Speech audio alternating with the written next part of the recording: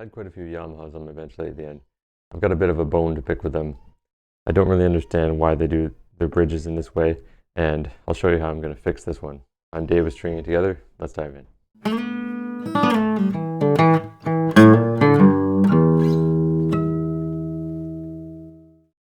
Right off the hop, I find the shape of it a little bit odd. I mean, if you consider that the soundboard is like a drum, anything that is on top of that is going to affect the vibration. So you'd think with a soundboard this small, is the APX 600 Yamaha, you would make the bridge a little bit smaller just to increase the tone. But matter of preference, visually it's subjective, but in terms of sound, you would think that it might tighten it up a little bit too much. That's just my opinion. Now, the major problem though is this. This should definitely not come out like that. It's supposed to be very tight. And I find the slot a little bit strange. So actually, the only saddle blank that I'm going to put in here, the bone blank that I'm going to put in here, these ones are all too thin. The only one that I can find is this massive oversized one that's actually the proper width.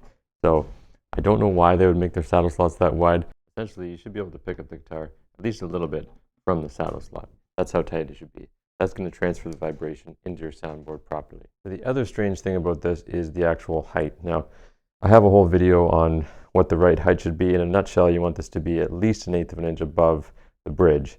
Now, you can increase that distance by lowering down where the bridge pin connects, which they've already done here. They've countersunk these holes a little bit, but still, with how little this side especially is sticking up above the bridge, that's going to eat a lot of the vibration before it even reaches the soundboard. So you're losing a lot of tonal qualities that way, I would argue. The other thing that I'm going to mention is I'm going to put in a new bone blank just because this one is basically useless. It's so loose. But if you, on your guitar, you want to lower the action on your acoustic, then you need to make sure first that your frets are leveled. So if you haven't done that, then you shouldn't lower your saddle. But if you want to learn how to do that, I have a free course. You can go in the description below. It's called Foolproof Fretwork. That'll teach you how to level your frets in a very beginner-friendly way, one fret at a time. So the first thing I'm going to do is just scrape this back a little bit. So I'm going to get right down my height here with the calipers, scrape it back, and then polish it back up. So I'm just going to use my razor blade as a wood scraper here. And I've taken the measurements. It's 325 thousandths of an inch and 350 thousandths of an inch. So I want to take it down probably about at least 1/16 of an inch in order to allow for that extra room. So the easiest way to see how far you're coming and the progress is just put a line on there.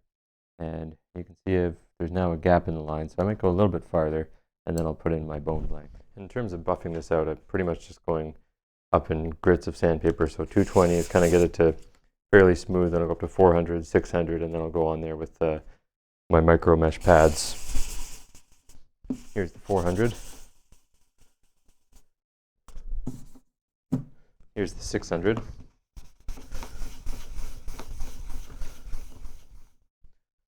That's up to 600 there, and then here's my micro mesh pads, which will kind of buff it out. And then just a little bit of oil will help clean out the pores. As you'll notice that pores can get filled with sandpaper, especially on something like rosewood. Something like ebony, it won't really do that, but rosewood is still slightly porous. You get some oil in there, that should be pretty good. So essentially, what I wanted to do is I made this bone nut to match the profile of this plastic nut here. And what I'm going to do is I'll put the strings on with the plastic one first, and then the bone one. That way you can hear the difference, hopefully, with my microphone between a loose-fitting plastic saddle and a tight-fitting bone saddle.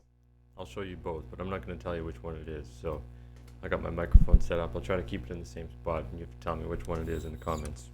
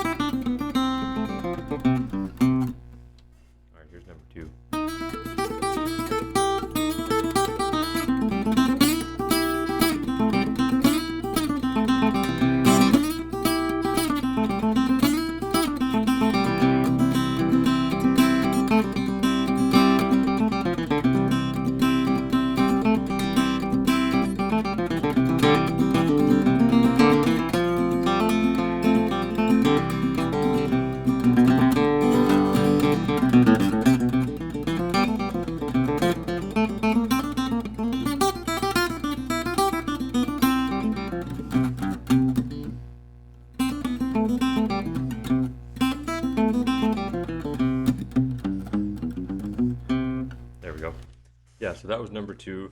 The other one's number 1. You tell me in the comments below which one it is. I'm curious to know if you can hear it coming through the microphone.